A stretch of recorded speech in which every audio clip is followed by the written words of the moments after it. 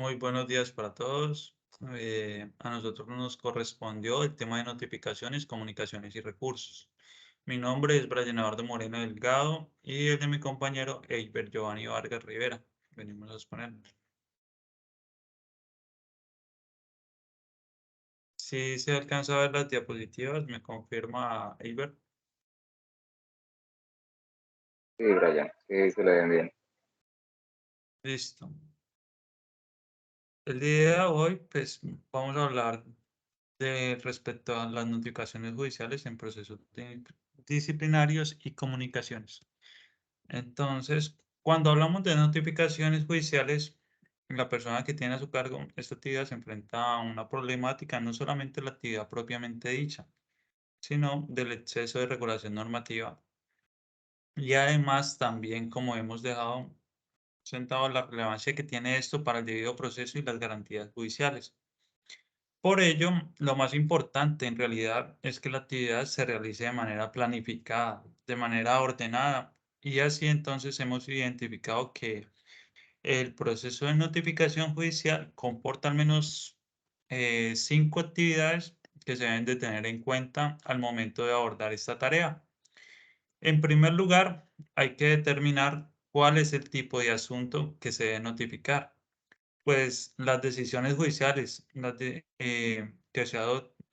decisiones judiciales que se adoptan en el proceso disciplinario como tal, no se notifican de la misma manera, es decir, dependiendo del tipo de asunto que se va a notificar, se debe realizar la notificación de manera particular.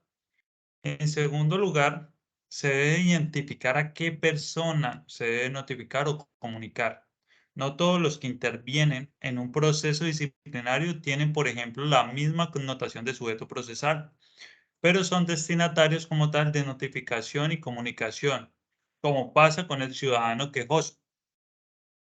El tercer elemento o tercer aspecto a tener en cuenta en esta actividad de las notificaciones es qué tipo de notificaciones se requiere dependiendo del tipo de asunto y el tipo de persona a la que se debe notificar. Ya ha clarificado estos aspectos, el funcionario deberá entonces determinar cuál es el medio idóneo, el medio eficaz, pero también el medio legal que debe utilizar para cumplir con la notificación judicial. Y ya finalmente, y entrándonos a la actividad propiamente dicha, arreglada por el código, el cual pues estipula cuál es el procedimiento que se debe constituir. A mi manera de ver el proceso de notificación, hay dos elementos fundamentales a tener en cuenta en el orden de que debe tener la persona a cargo de esta actividad, y es la debida planificación como tal. Y porque si se fallan estos elementos, la posibilidad del error judicial es enorme. Y si se falla en esos dos presupuestos, la posibilidad de generar una nulidad, como puede ser en el trámite del proceso disciplinario, que es una afectación como tal, que sufriría el mismo, se incrementa o se potencia de manera muy significativa. O interposición de una tutela, si se violan las garantías procesales. Ya pasamos al tipo de asunto de notificación o comunicación. Entonces empecemos a escudriñar cada uno de estos elementos que se deben de tener en cuenta al momento de abordar pues, la tarea de notificar o notificaciones judiciales. En primer lugar, dijimos, es establecer qué tipo de asunto debe notificarse, y allí entonces aparece una baraja amplia de posibilidades que trae el Código Disciplinario. Hay autos de sustanciación, de cúmplase, pero también existen autos de impulso, que son autos de notificación o comunicación. También existen entonces los autos interlocutorios, que se ocupan de resolver situaciones sustanciales o de fondo dentro del proceso disciplinario. Algunos de ellos, por ejemplo, no son de notifíquese, sino de comuníquese, en tanto no admite recurso. Por supuesto, la decisión fundamental del proceso disciplinario, aunque es el fallo de la sentencia, sea sancionatoria o bien sea absolutoria, en ambos casos procederá el procedimiento de notificación puede ser distinto y también debemos de tener en cuenta algunos accidentes procesales que se generen en el marco de la actuación disciplinaria y que se provoquen para la garantía del debido proceso, para la garantía del derecho de defensa, del derecho de contradicción, el traslado de sujetos procesales, dictámenes periciales, recursos, pruebas, traslados entre estos. Y así entonces, pues aquí no está en esta lámina, está en esta lámina la gama de todas las posibilidades de asuntos que se deciden dentro del proceso disciplinario, como autos de sustentación, autos interlocutorios, sentencia, traslados. Seguimos con las personas a las que se debe notificar o comunicar. Entonces, una vez hemos logrado identificar cómo a plenitud y separar para ordenar el trámite de notificaciones, entonces tenemos que pasar al segundo aspecto. Entonces, que es identificar para cada tipo de asunto a qué persona se le debe notificar o comunicar. En el caso, por ejemplo, del ciudadano quejoso, si bien la ley disciplinaria utiliza la situación de comunicar en términos estrictos, que es una notificación, por ejemplo, tratándose de la terminación como tal del proceso disciplinario, al ciudadano quejoso le asiste el derecho a impugnar esta decisión por supuesto, la mera comunicación, por supuesto, pues la mera comunicación de este no satisface de manera integral esa garantía que tiene el ciudadano como tal o quejoso. Así pues, debemos preguntar a quién se le debe notificar la decisión que tenemos sobre la mesa. Y entonces hay que identificar ante qué sujeto procesal tenemos. Si estamos ante un investigado, ante el defensor, el Ministerio Público, víctimas perjudicadas, también víctima del derecho humanitario o víctimas del derecho internacional humanitario. También las víctimas de acoso laboral, según la ley 1010, que los vuelve víctimas y como tal un sujeto procesal en el proceso disciplinario. O a su apoderado, puede ser en las víctimas de derechos humanos o derecho internacional humanitario o víctimas de acoso laboral a través de su apoderado. Y otros intervinientes como el quejoso o apoderado del mismo. Respecto al tipo de notificación que se requiere, pues tenemos aquí un paralelo amplio respecto a la ley 734 de 2002, pues que nos estipulaba en el artículo 100 y tenemos la ley 1952 del 2019, modificado por la ley 2094 de 2021 en su artículo 20. Entonces tenemos que las notificaciones personales siguen de igual forma. También pues hay que aclarar aquí que tenemos una variante frente a lo que pasó en pandemia, el decreto 806 de 2020, entonces que autoriza la notificación electrónica, notificación personal electrónica. Entonces por estado si hay una variación, entonces pasa a ser electrónico en cartelera, una publicación que se hace. En estrados sí sigue igual, referente a las dos leyes, por edicto igual, que la fijación en el lugar público de la Secretaría y conducta concluyente igual. Entonces, notificación personal, secretarial, entonces tenemos, por ejemplo, autos de apertura de investigación, autos que ordenan la vinculación como tal del disciplinable. Pliego de cargos, si se debe comunicar al defensor o al disciplinable también, variación del pliego de cargos y también los fallos de su debida instancia. Entonces aquí encontramos las notificaciones personales frente a medios electrónicos, pues de acuerdo al decreto 806 del 2022.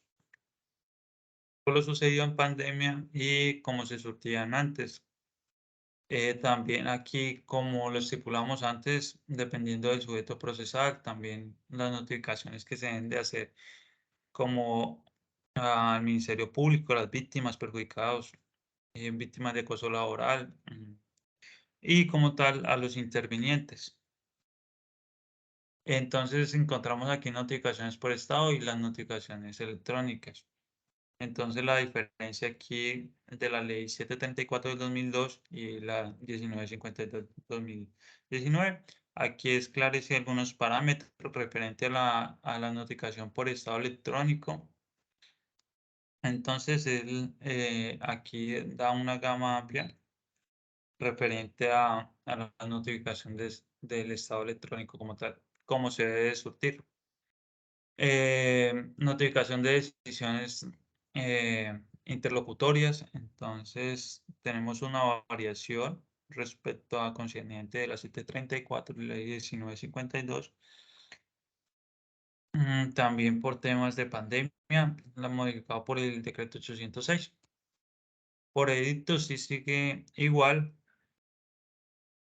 como lo estipulábamos en la diapositiva anterior. Y aquí está cómo se debe hacer. Fijación de 3 días, disciplinable, y bueno. Ya sigue mi compañero Eiber con el tema de recursos. Bueno, como les dijo mi compañero Brian, continuamos con el tema relacionado a los recursos. Dicho tema de recursos o las clases de recursos los vemos contenidos en el artículo 130 de la Ley 1952 del 2019, que actual viene siendo nuestro Código Único Disciplinario. Dentro de dicha clase de recursos, pues tenemos en primera medida el recurso de reposición, seguidamente del de apelación y finalmente de queja. ¿Sí? Hay que tener en cuenta que en el mismo artículo 130 se nos aclara que contra las decisiones de mero o de simple trámite, pues no procederá ningún tipo de recursos. Estos recursos, pues cada uno tiene características distintas y pues se interponen o proceden sobre providencias de distinta índole. Siguiente diapositiva.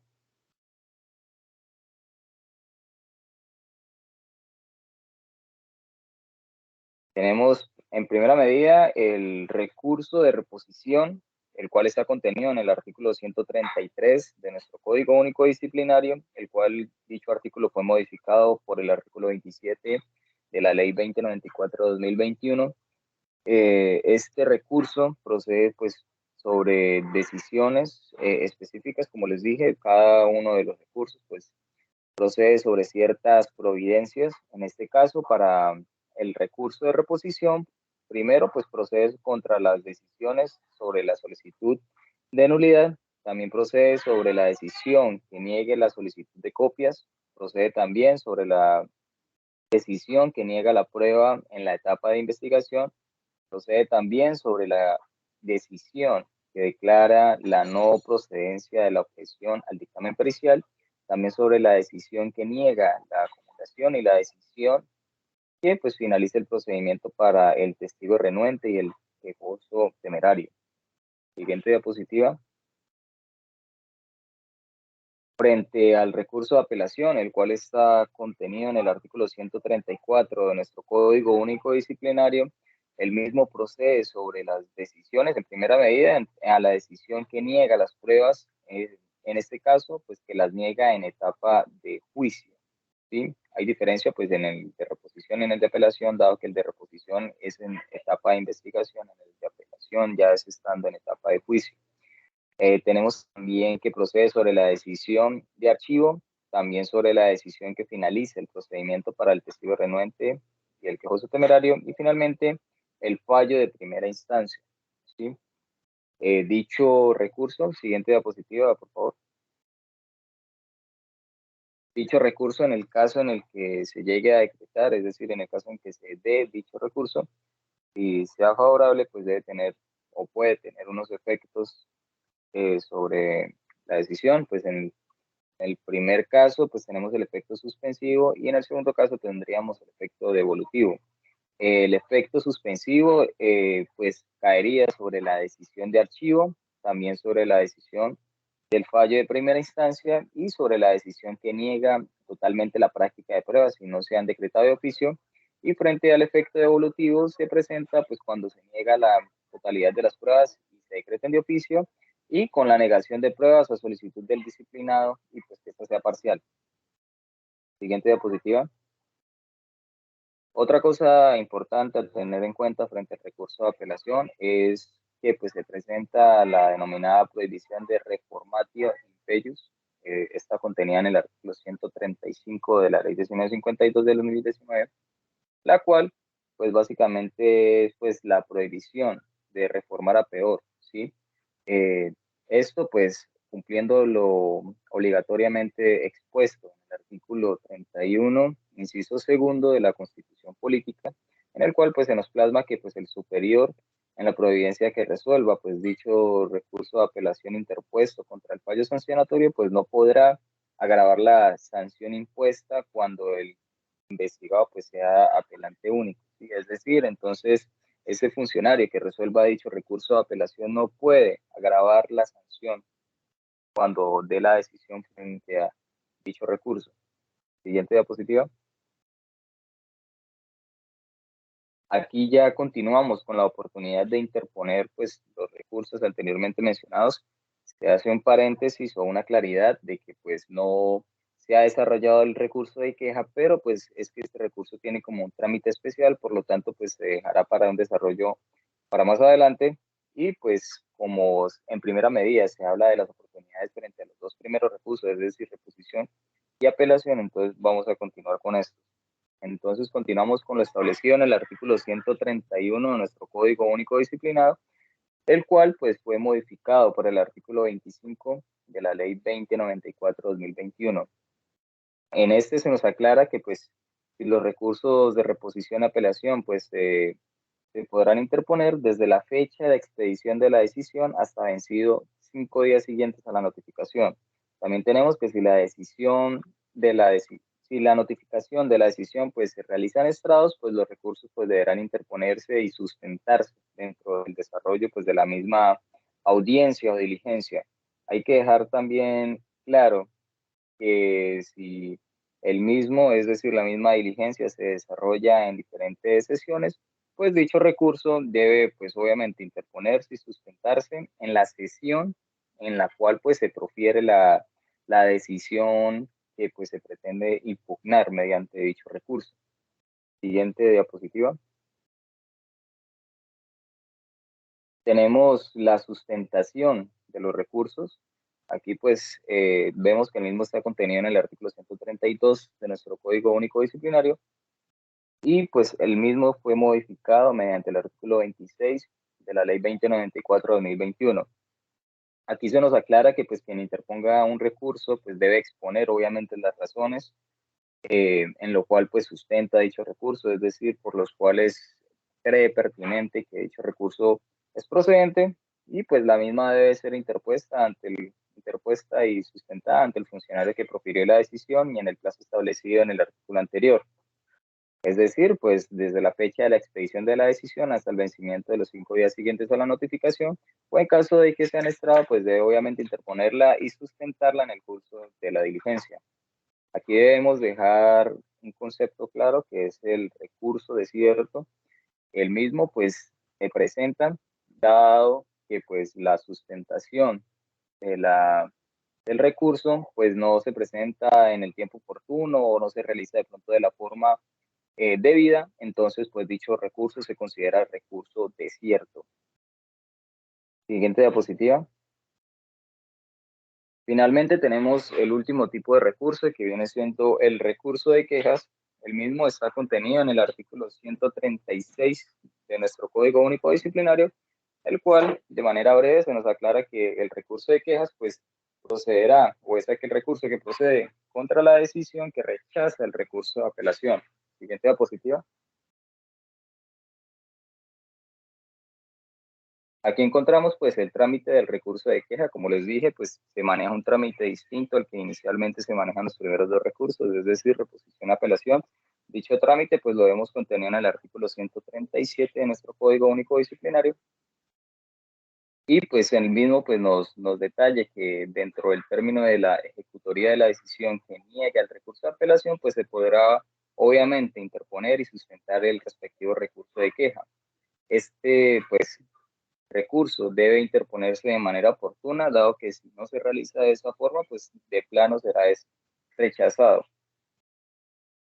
Tenemos también que dentro de los 2 días siguientes al vencimiento anterior, es decir, la ejecutoría de la decisión, pues el funcionario competente enviará al superior funcional las copias pertinentes para que pues decida sobre el respectivo recurso.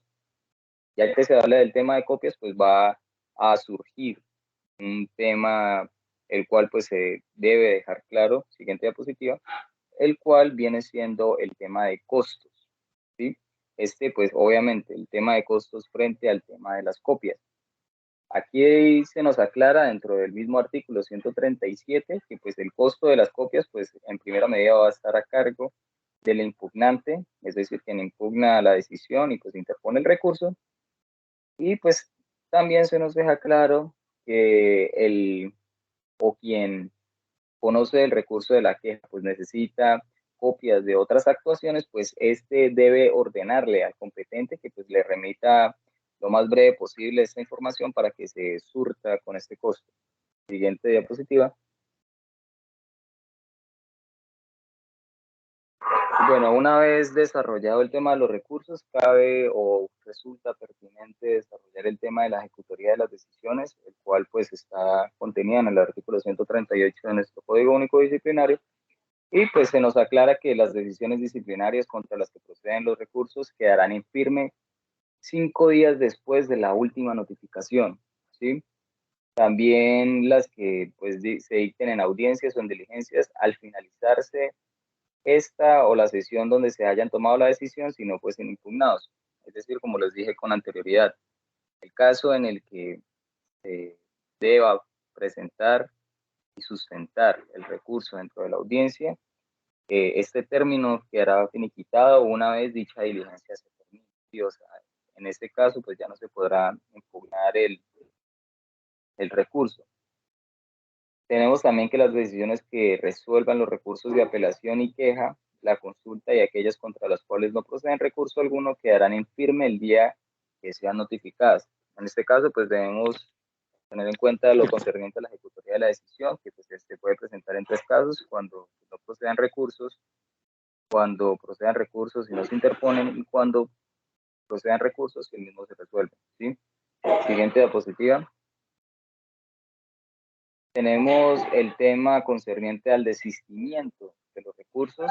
Esto pues está contenido en el artículo 139 de la ley 1952 del 2019, y pues nos lo desarrolla de manera muy breve, en la cual pues nos dice que quien hubiese interpuesto un recurso pues puede desistir del mismo antes de que el funcionario competente pues decida al respecto, ¿sí?